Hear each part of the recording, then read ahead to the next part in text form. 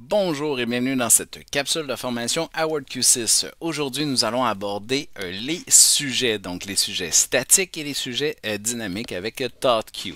Donc, mais qu'est-ce que sont les sujets? Ça se trouve être des listes de mots qui vont être priorisés, que vous allez pouvoir définir comme ça là, selon des thématiques. Donc, définir comme ça là, des champs lexicaux avec lesquels l'élève va pouvoir là, travailler et dont le prédicteur là, va mettre en évidence là, certains mots. Donc, va les prioriser pour pouvoir là, les proposer à l'élève. Donc, allons-y sans plus tarder. On va cliquer ici sur la deuxième icône, donc masquer, afficher mes sujets. Une fenêtre Mes sujets vous apparaîtra. Il vous faudra cliquer, là, comme ça on voit qu'il n'y en a aucun de défini par défaut. Donc on va faire modifier les sujets. Pour pouvoir en ajouter un, vous cliquez sur le plus ici. Donc disons je donne une consigne aux élèves peut-être d'écrire un texte sur la thématique des dinosaures. Donc je vais cliquer ici dinosaures. Et comme ça, là, je vais pouvoir venir y ajouter des mots. Prendre en considération que la frappe est importante. Donc je vous conseille de mettre la minuscule là, d'abord et avant tout.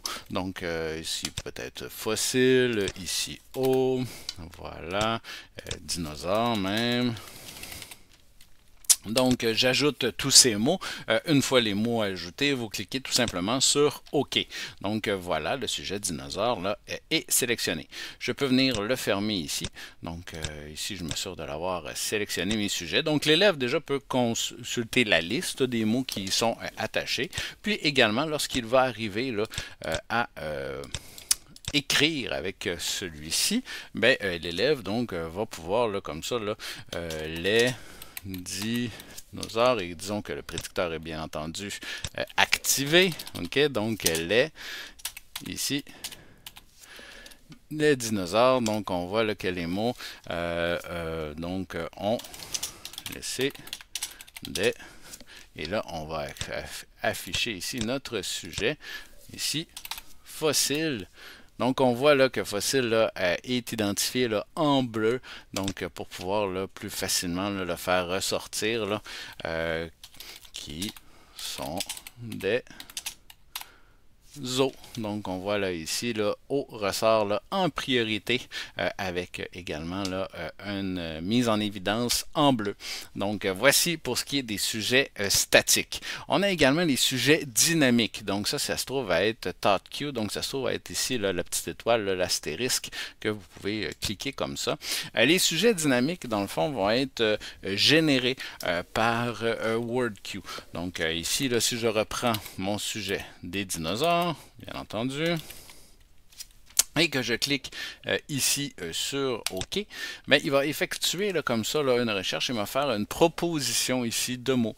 Donc, vous voyez, là, actuel, animaux, capable, crâne, découverte, dinosaure, empreinte, fossile, jurassique, etc. Donc, prédateur, spécimen, squelette, vertèbre, donc des mots là, comme ça qui y sont rattachés, qui peuvent être pertinents.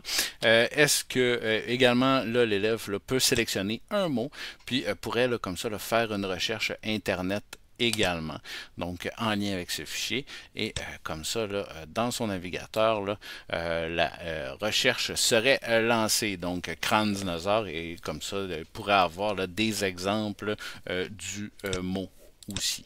Donc voilà, comme des crânes. Et on voit encore là que crâne vient d'être mis en bleu, donc en surbrillance, parce que celui-ci figure dans la liste des sujets dynamiques. Donc voici ce qui fait le tour des sujets statiques et dynamiques. Merci de votre écoute.